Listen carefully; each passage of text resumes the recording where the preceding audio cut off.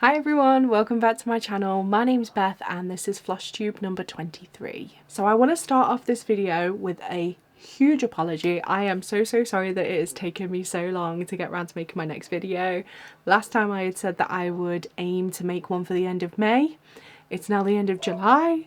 But life happens. Unfortunately I didn't get a chance to make a video. It's been a bit hectic. I went to Japan, I got back from Japan, I started a new job, so I've been settling into that. So just a mix of stuff that means that I didn't get around to making one when I wanted to. However, it does mean that I have actually got a normal floss tube planned. I can show you off some stitching that I've been doing. The reason I had wanted to make one at the end of May was to get to the giveaway announcement. I had a giveaway in my last video, so if you entered that, thank you so much for being so patient with me. But we're going to do that right off the bat. Let's get to who the winner is. Just a quick reminder, because it has been such a long time since I showed you what the winner is getting. The giveaway was for this project bag and it has got some goodies inside. This project bag is from my good friend Jess over at Cross Stitch Jess. She kindly donated this to us for our giveaway winner. It's got some colourful rainbow hearts in the middle, which is super cute. We've got these heart scissors here, the needle minder, let me get rid of myself, there we go, there, which is like a tarot card of the sun, which is super cute, and lastly this thread here from the Stitchy Ferret, which is hand-dyed floss, so that is beautiful. You can see there is a colour theme here, which is teal, so that was the word that I used in the giveaway and is how I am going to pick who the winner is. Okay, so I have got a random comment picker on my phone ready to go, so we're going to go for it. Let's see who the winner is. So we will pick a winner. Ooh. Oh, okay, it just randomly came up straight away. I thought it'd be like a wheel or something. But the winner is Cat Mum Crafts Everything. They said, congrats on the 1.2k. I've just stumbled over from Jess, but we'll also go sub to the other lady you mentioned. Teal is one of my favourite colours and I think it goes really well with purple. So there we go. Cat Mum Crafts Everywhere. If you get in contact with me, preferably over on my Instagram, which is @StitchWithBeth. And yeah, let me know that you're the winner. If you don't have an Instagram, just let me know in the comments and we'll figure something out. But congratulations. I would love to see what you end up keeping in here, what ends up being in the bag. Maybe something purple to go with the teal, like you said in your comment. That would be super cute. But yeah, congratulations and thank you so much to everybody that entered the giveaway. I just want to reiterate how eternally grateful I am that you're all here and that you enjoy watching my videos, how patient you are with me, with how infrequent they are. But yeah, FlossTube is so much fun, so I am really happy that I can kind of send some love out to you guys. And if you unfortunately weren't a winner, I would still really recommend going over to Jess to say thank you, because she did donate this for us all. So yeah, go over to Jess's Instagram and YouTube channel. I will have them down here. It's just Cross Stitch Jess. Okie dokie, that's the exciting bit done. I didn't want anybody to hold on any longer than they already have though. So let's get into some stitching. The first project that I worked on this month was this one. This is called Ghost Type Pokemon. It is a pattern by Colourfully Sarah and I am stitching this on a 32 count. No, I'm not. 28 count even weave. That's from Stitchy Ferret. She's hand dyed this and it's these beautiful purples and greens, and it is sparkly as well, but you probably can't tell on this camera. Last time I showed you this, I believe I had done, let's see, so I had definitely done this guy, those two, this guy, and probably this guy as well, Sandy Gast over here. So since then I have done this one here. This is Mimic You.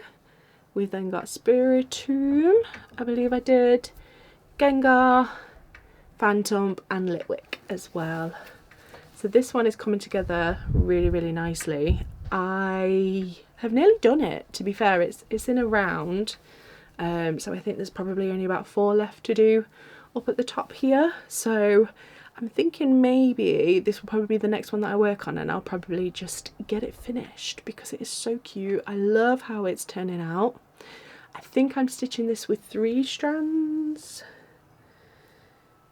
Yes, I am. I tend to on 28 count or 14 count.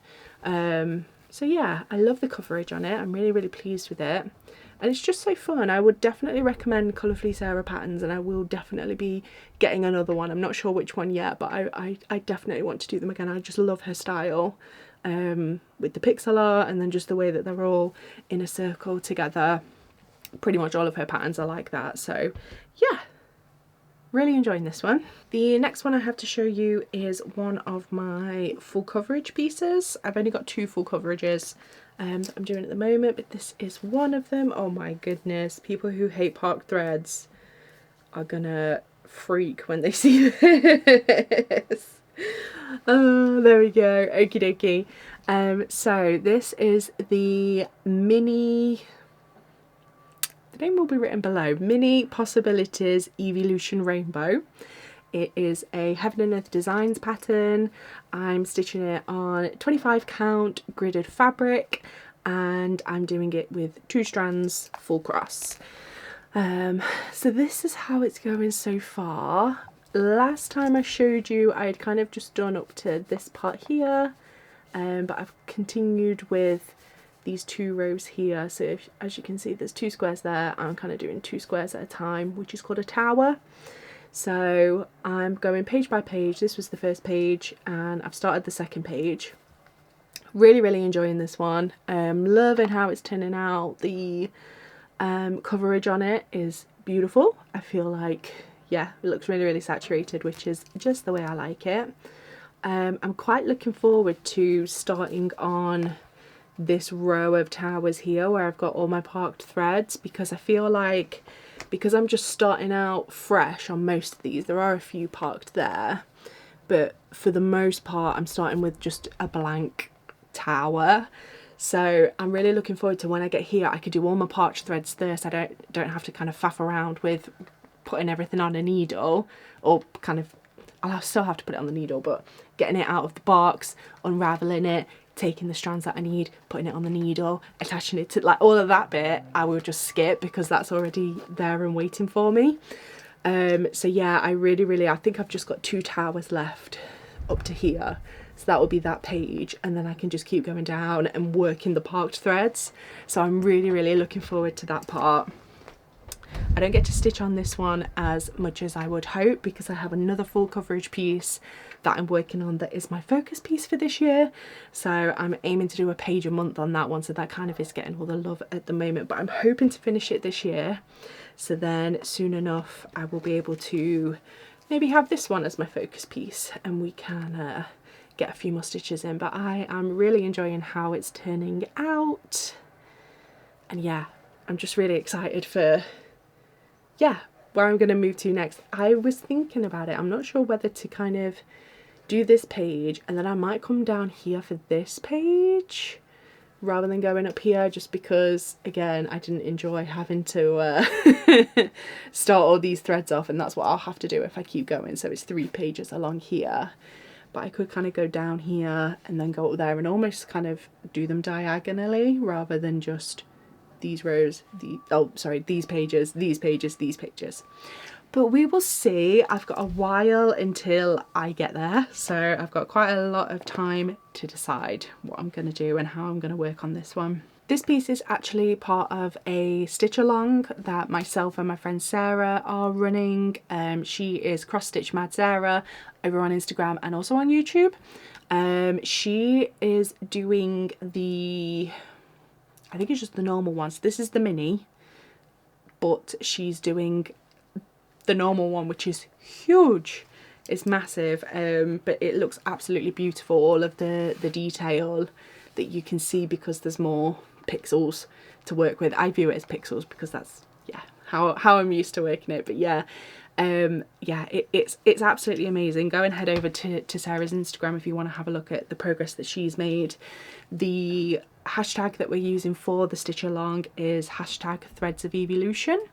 And if you are stitching on anything that involves an Eevee, it doesn't have to be this pattern, it can just be any evolution pattern, feel free to join in and use the hashtag. I've actually got I've got one other pattern that's an Eevee pattern that I might also use that hashtag with, because why not? It's just a bit of fun, isn't it?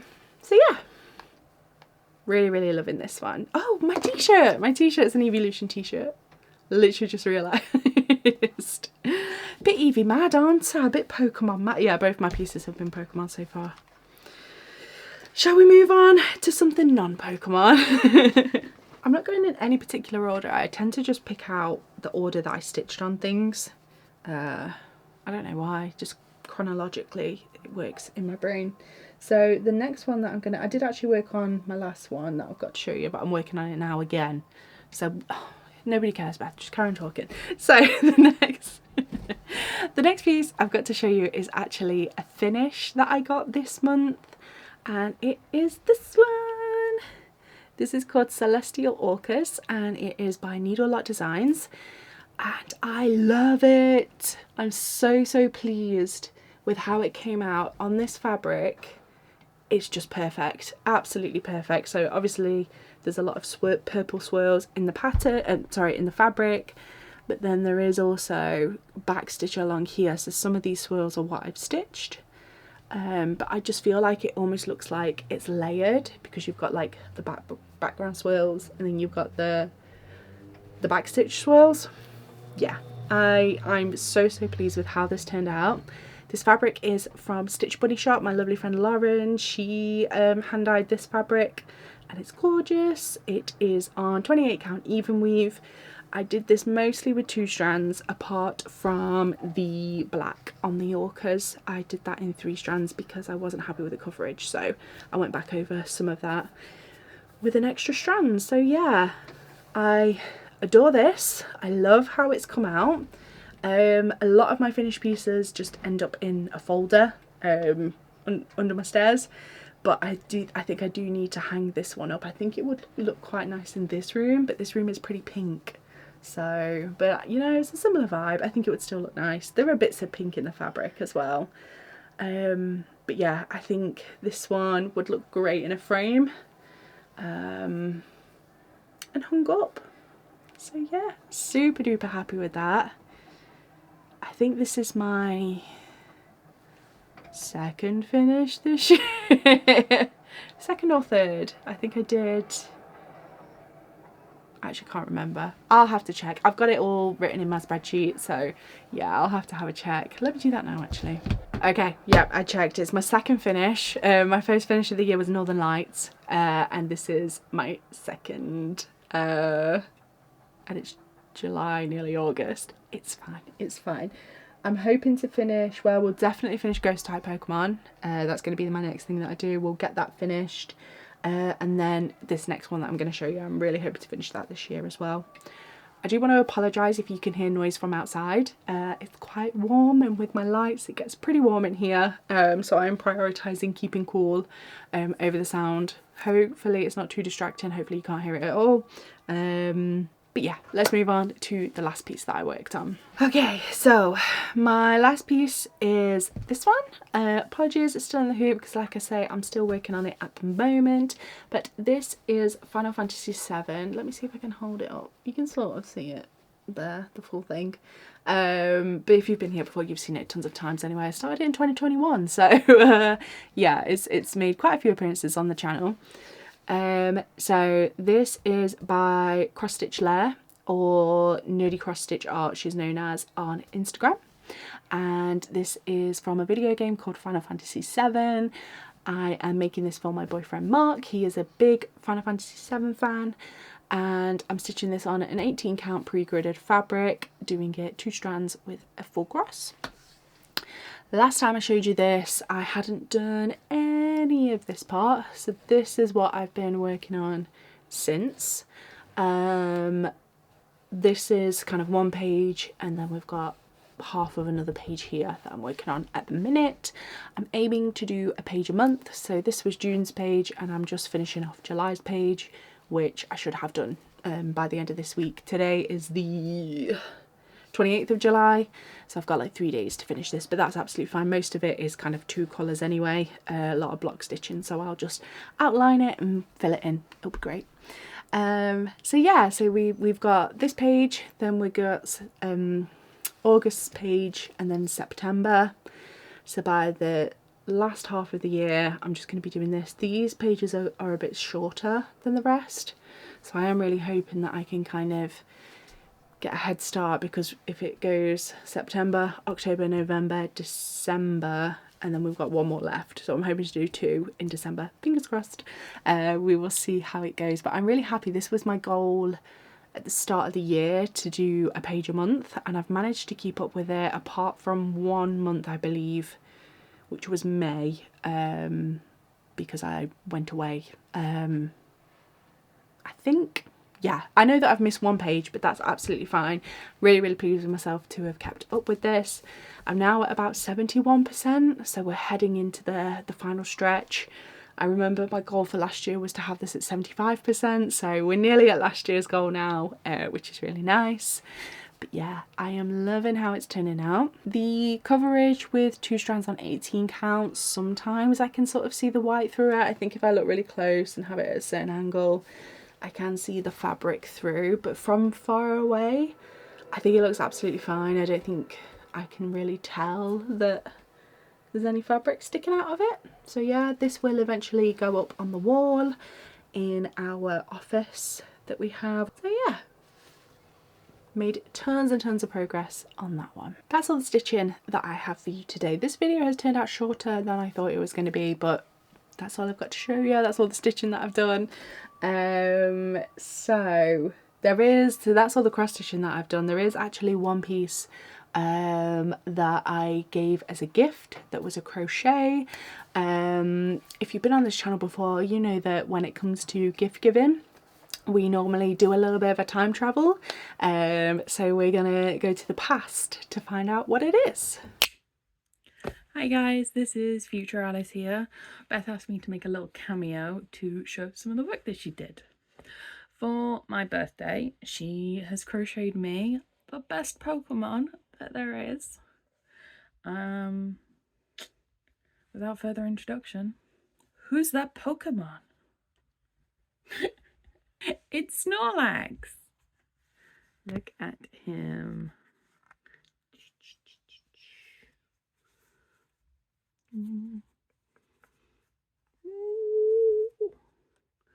He's got all the little claw toes and all his little fingers and his little teeth. He is the cutest. Thank you, Beth. I absolutely adore him. So thank you, and back to you. Thank you so much, future Alice. She hasn't filmed it yet. I don't know what she said. But yeah, thank you so much, Alice, for filming that little clip for me. I gave her the Snorlax and completely forgot to make a little clip like this that I usually do. So I asked if she would be able to do it for me, and she was happy to. So yeah, thank you so much, Alice. Hello, Editing Beth here, quickly popping in just to say that I feel like in that last clip I didn't actually portray my excitement and how much I appreciated Alice filming that clip for me. Alice, thank you so much. You did such a good job. Obviously I've seen the clip now, and I'm so pleased with what she put together. I asked her if she either could film a clip like that or if she was comfortable just to do like a little bit of B-roll footage just to film the Snorlax, and she didn't have to talk to the camera, but she did talk to the camera. She did an amazing job. Alice, thank you so much. You're adorable. It was the sweetest clip ever. And I also realised that I didn't actually talk about the Snorlax much. So I made the Snorlax for Alice for her 30th birthday. I have been making a little crochet toy for my friends for their 30ths because we are actually children. And yeah, so Alice was the last one that I did. Her favourite Pokemon is Snorlax, hence why I made Snorlax. The pattern is from this book here, Pokemon crochet. Yours has probably not been chewed up by a dog if you were to get it from a shop. But Lily got hold of this one. So yeah, it's by Sabrina Summers. And yeah, the crochets in this book are really, really good. The Snorlax pattern was probably one of the easier ones that I've done. So yeah, it was really, really nice to do. Took maybe like a week or so, because I'm still relatively new to crochet. Here is a picture of how he looks in the book. I'll try to not actually show the writing. But yeah, I was really pleased with how he came out, and I think Alice liked him, so that's the main thing. But anyway, back to past Beth. Yeah. Okay, so I thought I would wrap up this video by giving you a bit of a life update around Japan. So that was the trip that I went on at the start of May. If you don't want to hear about that, feel free to head off. That's absolutely fine. I know it's not everybody's cup of tea, they just want to see the stitching. So yeah, this was my first time going to Japan. I had an absolutely incredible time, myself and my partner Mark. Neither of us had ever been before, and normally when we go to places we think, oh yeah, we'll just kind of go to that place once, and then we want to travel kind of as far and wide as possible. So we thought, yeah, we'll go to Japan that one time. Let's try and get to do everything that we want to do, because we probably won't go back. However, after about 3 days there, we soon realised that we need to go back here. We need to experience this again. I cannot just experience this once in my life. So yeah, we 100% will go back. If you have ever shown like a slight thought of, oh, maybe I would like to go to Japan, I am here to tell you, you will definitely want to go to Japan. Move it to the top of your list and try and go if you can. So yeah, we had such an amazing time when we eventually got there, because getting there was a bit of a nightmare. So basically we had booked the tickets, like our plane tickets, ourselves. We went with a group tour, so we kind of booked all of that, so most of our hotels were through that, so the vast majority was through the group tour, but they kind of don't provide the flights for you. You have to sort that out yourselves. So we had booked our flights. We had gone through Expedia. So there was kind of like you've got the Expedia and then you've got the airline as well.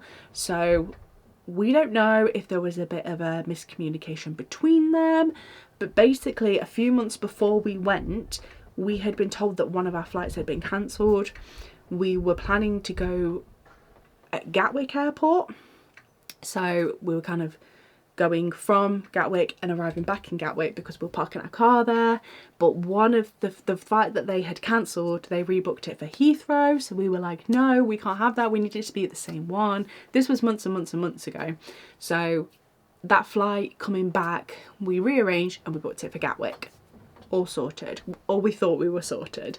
So when it got to the day before we were flying, so this is the 6th of May, Mark got home from work, needed to check us in because you have to pre-check in before online. He went to do it and our flight did not exist. He just could not find it. It didn't exist. It wasn't going. So then I don't know what he did, but he sort of like looked around a bit more. But on Expedia, before it, on their app, it had said that we were going on the flight that we thought we were from Gatwick. But when he did some digging, he found out that we had actually been put on a flight from Heathrow. So we suspect that that flight was cancelled those few months ago. Both of them were cancelled, rebooked for Heathrow, but they only told us about one. So, so the flight that we thought we were on didn't exist. So he rang Expedia, tried to get hold of them, tried to get us booked onto another flight. That took about 2 hours. We finally got booked on that flight. We went and got a McDonald's because we hadn't had anything to eat, so we went and got some food. We then drove to Gatwick because we don't live anywhere near London. It's about a 2-hour drive. We get to Gatwick and it's like 1 a.m. at this point. We're like, we need to go to sleep. We're flying tomorrow morning. Let's get our heads down. He looks at his phone. That flight has also been cancelled. So we have to ring up again, try and get onto a different flight. We ended up just going with a completely different airline because we don't know what is going on with these two because yeah, they just are having flights and then cancelling them apparently. So yeah, we finally get booked onto a flight. Thankfully it was for the afternoon the next day, so we could have a little bit of a lie-in before we go, but we were still kind of like sat around waiting at the airport. Thinking about it, no, it was in the evening, it was at like 6 p.m. so we were like in the airport all day for 6 hours waiting and hoping and praying that our flight wasn't going to get cancelled again. Thankfully it didn't. We got there without any other kind of hiccups or hitches along the way. So yeah, that was a bit of a nightmare. However, it did not dampen our spirits. It didn't kind of overshadow the holiday itself. Like I said, we had an incredible time. We went with a company called Stunning Tours for our group tour. They were excellent.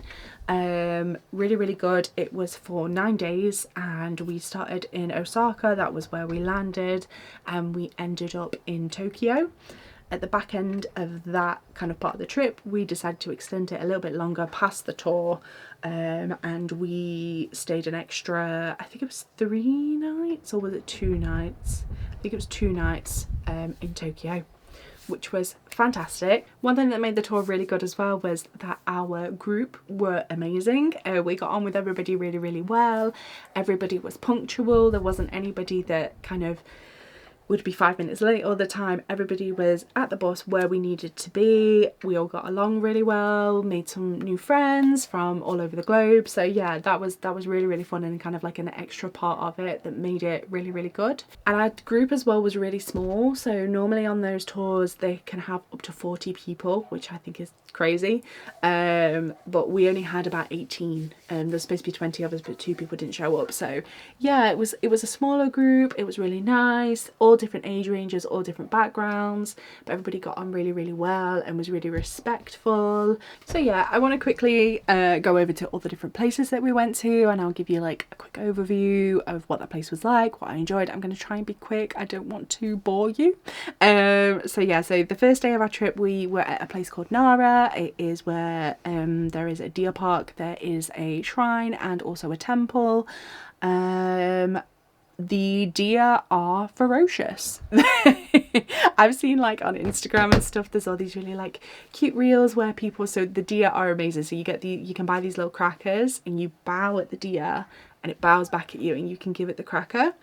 It's so, so cute. However, they're vicious. I got bit. Like I bought these crackers and they just immediately make a beeline. Like they know who the tourists are. They are like, you are going to give me that cracker. And I made the mistake of like continuing to walk, and I was trying to get away from them, but they just chased me. They chased me down. So they ended up chasing me. They were biting me, so I just literally had to like chuck these crackers at them, and Mark was like, bow at them there, bow. So I'm like getting bit, trying to bow, and just like chucking these crackers at the deer. It was hilarious. But yeah, forewarning, if you do end up going there, prepare for a couple of bruises from the deer because they will bite you. So that was day 1. Day 2 we mainly spent in Osaka, and it was absolutely beautiful. It was actually rainy on that day, but it made it amazing. Like all the views and like the photos that I got are amazing because of all the lights. So that like the lights were reflecting off the pavement and stuff like that. It looked amazing and it was amazing to be in. We tried what is now Mark's favourite treat, which is called melon pan, and we got to have a fresh melon pan that had just been baked. It was delish. So yeah, Osaka was fantastic. We then went to Miyajima Island and Hiroshima. They are a bit further out from Osaka, so we took the bullet train to get there. The bullet train was amazing. I am so impressed with how quick it is. It's crazy, and it doesn't feel it either. Like you just feel like you're on a normal train. So yeah, amazing piece of technology. Very, very impressive. So yeah, Miyajima Island was a beautiful little island where there is a torii gate kind of in the water. We got there, I think it was a little bit later, so the tide was out a bit. Normally, like if the tide is in, it's like it's in the like a gateway through the water, which is really, really cool. Still beautiful though. And then after that we did go to Hiroshima. Obviously that was a much more solemn place due to the atomic bomb. We learned a lot about the atomic bomb, especially from our guide. He grew up in Japan, so he could tell us kind of like all the stories that get passed down from generation to generation with that. Very, very sad, very, very solemn, but also very important. So yeah, I would, obviously it's not a happy place, but I would recommend going if you are ever there. Day 3, we were in Kyoto and Nagoya. We went to the beautiful Golden Pavilion. It was absolutely stunning there. And we also went to a bamboo forest and to the 1000 torii gates. So it's like tons of torii gates all back to back to back to back. So yeah, that was really, really cool. I feel like I'm going over the sights and not the food so much. We had a delicious meal in Kyoto, which I still think about now and wish that I could go back and have it. But it was a rice bowl with a Wagyu beef on top. It was beautiful. It was so delish. Day 4, we went to Toyota and to the, I'm going to butcher this pronunciation, Sumagoi village. So Toyota was really, really cool. We were supposed to go to, it wasn't in Toyota, but it was in like another town over, and it was like it was one of their museums where it kind of talked about like the family history, how they started up Toyota, blah blah blah blah blah. But that was closed. We were on it just happened to be a Monday, and it's closed on Monday, so we didn't get to go. But we went to actual Toyota itself and went to their museum, which was really cool. It's quite futuristic. Talks about doing things efficiently, and also showing like the cars and stuff like that. It was really cool. And then onto the village. It was more like a traditional Japanese village with all of like the wooden houses and everything. It was absolutely stunning. Yeah, one thing that really stood out to me is how everything is so preserved there. It's really amazing to see, because in England, if you've ever been or if you live here, you'll probably know that our history is quite destructive. So we've had kind of like kings and what have you who have just destroyed their own stuff, which is great. But yeah, it was really cool to see everything so preserved. And yeah, it was beautiful. So day 4, we went to Narajuku. I was really, really happy here because we got to see some cherry blossom. I thought that we may have just missed cherry blossom season. It's normally around April, and we were there at the start of May. But we did see, so it was only like 2 trees that still had cherry blossom on them, but I was still really, really happy. They were beautiful, and I got some really, really nice pictures, so that was fun. Day 5 was probably one of my favourite days. That was when we got to see Mount Fuji. We were so lucky. Apparently with Mount Fuji there is like a 50-50 chance as to whether you will see it or not. There's a lot of people that are kind of like, there's Mount Fuji, I promise, and they like hold a photo up, because normally it's so cloudy, so the clouds just cover the mountain so you can't see it at all.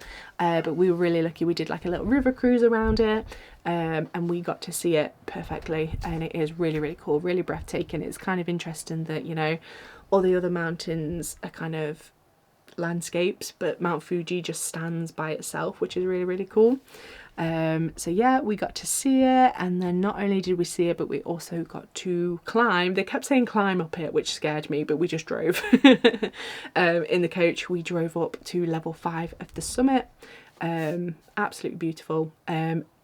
Freshest clean air that I've ever breathed. I was like, oh my god, is this what it's like to actually breathe?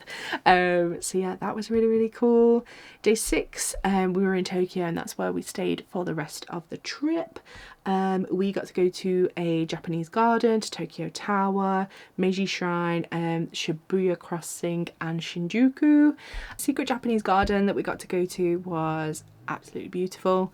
I have no other words than beautiful, because it was so peaceful, so lovely. And yeah, we got to have a nice little morning there. That was really, really nice.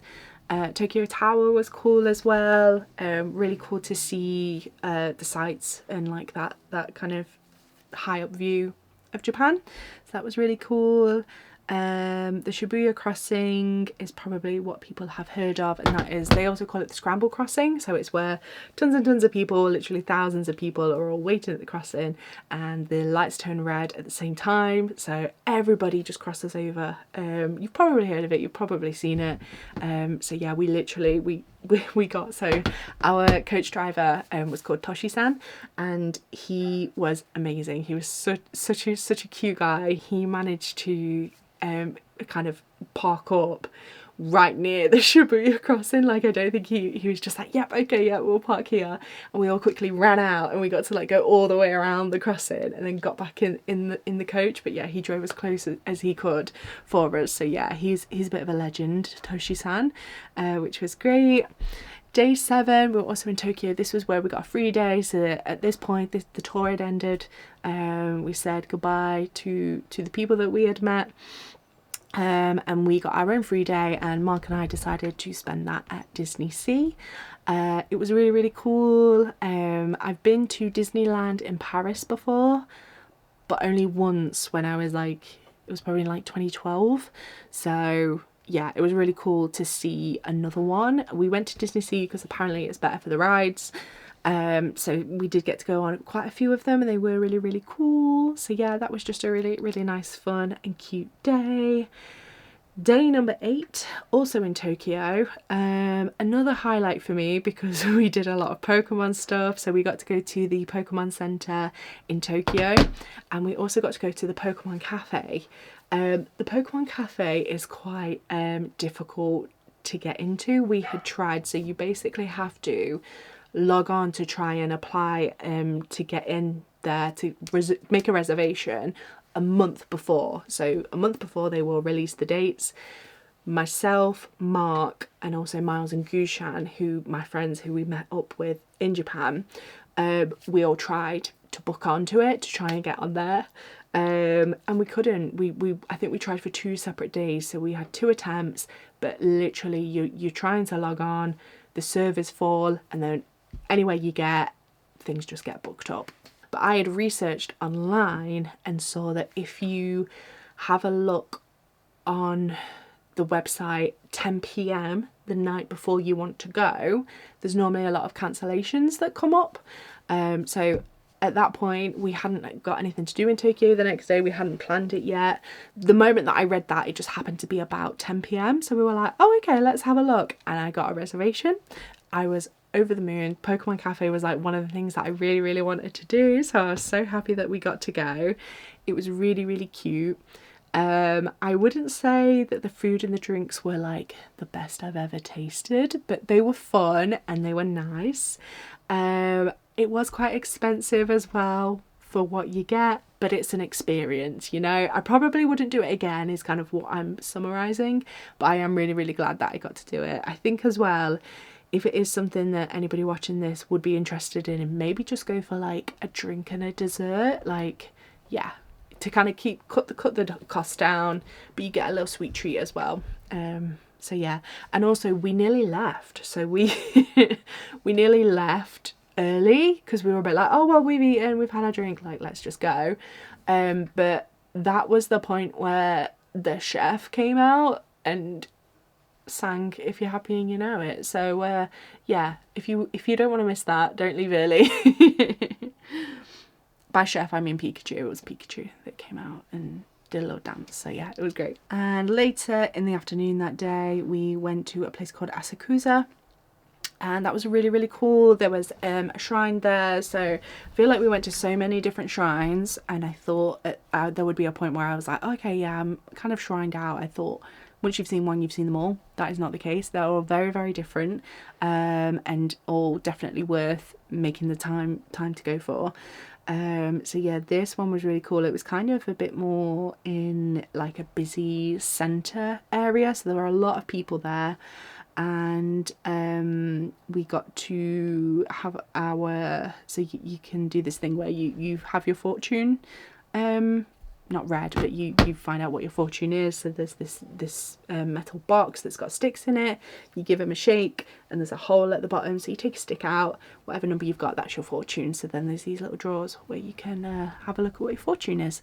I think Mark and I got like neutral fortunes. They weren't anything bad or anything good, they were just kind of neutral. But if you do get a bad one, you can tie it up and you like keep it there, so it's almost like that bad fortune stays there and you don't take it home with you. So that was really cool. We did make a special trip to a place called Minato because I wanted to see the Sailor Moon manhole cover, and I got a little picture with it. So yeah, we're then going into day 9 and 10 in Tokyo. This was where we met up with my lovely friends Gushan and Miles. Gushan, I speak about her every single video. I will include all of her details if you want to go and check out her FlossTube and her Instagram. Her boyfriend currently lives in Japan, so we kind of already arranged to meet him because we were going, so he was coming down to Tokyo to come and see us, and then we kind of got talking to Gushan, and she was planning on going to Japan at some point this year anyway, so we said, why not you come at the same time as well and we can hang out for the weekend. So that was really, really cool, really fun. It's so nice to have like a familiar face and friends that you know kind of in this incredible place with you. Like there were so many times where we were walking around and me and Gushan were just like, I can't believe we're here together. Like it was just really, really cool. So Miles, bless him, he was our tour guide whilst we were all there together, and he had planned a trip for us to go to Enoshima and Yokohama, and they are kind of like adjacent to Tokyo, so not too far, so we just kind of like got a train ride to them. Unfortunately, the weather was not on our side that day. It absolutely pelted it down, so we unfortunately didn't kind of get to go to all the places that we wanted to. We were kind of climbing upstairs and stuff, and it got really, really slippy, so we kind of had to like duck and hide away from the rain a little bit, but we still had a fantastic time. It was still an absolutely beautiful place, and it means that I'm just gonna have to go back to see it again, aren't I? So yeah, and we also went to Yokohama, which was lovely, and we finished off our evening in Ginza, where we got to do some karaoke. We had a little karaoke booth, and yeah, it was so fun. So day 10, we started off our day in Harajuku. It was really, really cool. There was kind of a lot of shopping to do, a lot of kind of like busy streets that you walk down. We ended up going to a place called Latte Pocket, which is owned by an artist who does basically 3D latte art, which was really, really cool. You can basically show them a picture on your phone and say, I would like this to be done. So because I was missing Lily by this point, I asked if they could make a little picture of Lily for me.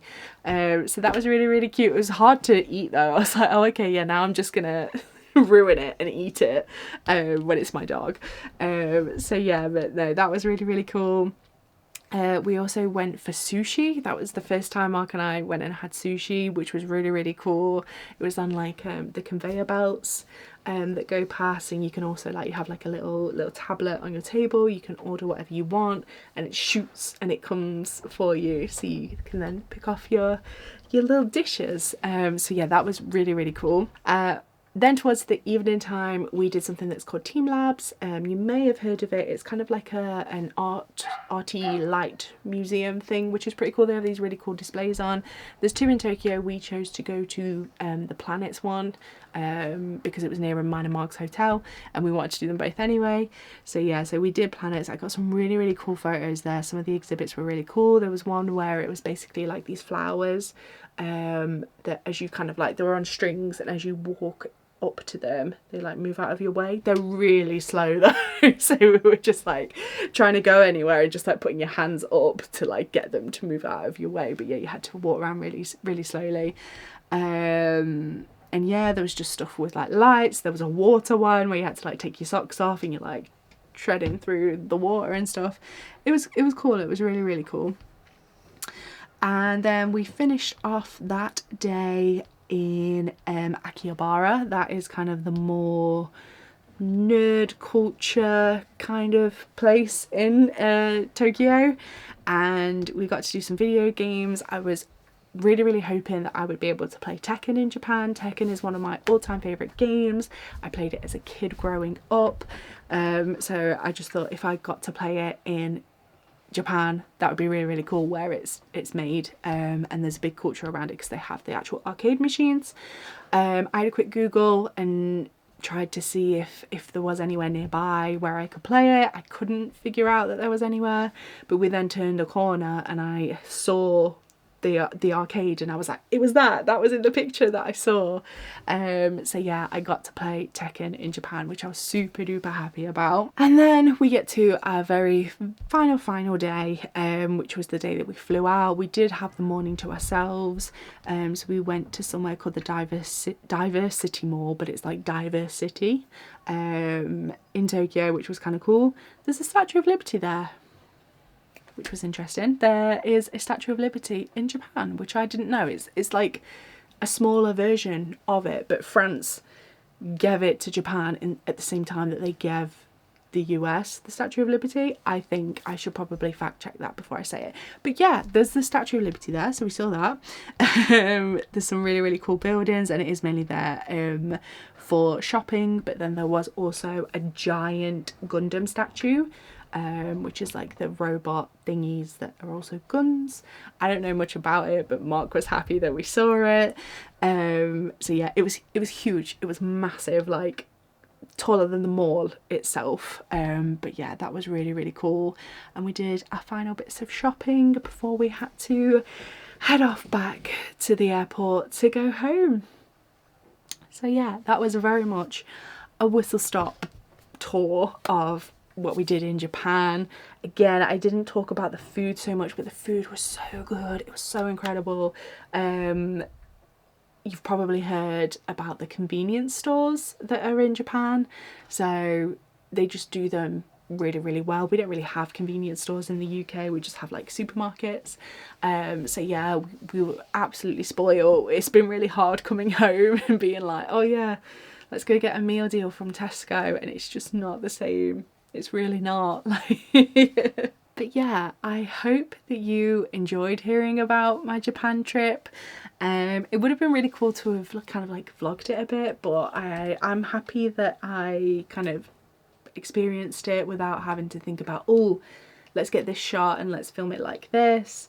So yeah, maybe if I got to go another day and I kind of know what I'm expecting, maybe I could try and do some filming. I think I did get a little bit of like b-roll footage type thing where I just filmed a little bit in certain places. I actually haven't had a look at that yet, so if it's any good, I'll include it in the video. But yeah, like I said before, if you've ever been thinking about going, definitely go. I really recommend it. But yeah, I hope you enjoyed listening to that, and if you did ever want to go to Japan, maybe it gives you some ideas of what you would like to do when you're there. I think that is all that I have for you today. So thank you so much for watching, especially if you got this far. And yeah, I will see you again soon. Thanks everyone, bye. Oh my god, I said that like I was at work. I just ended a Zoom call with you all.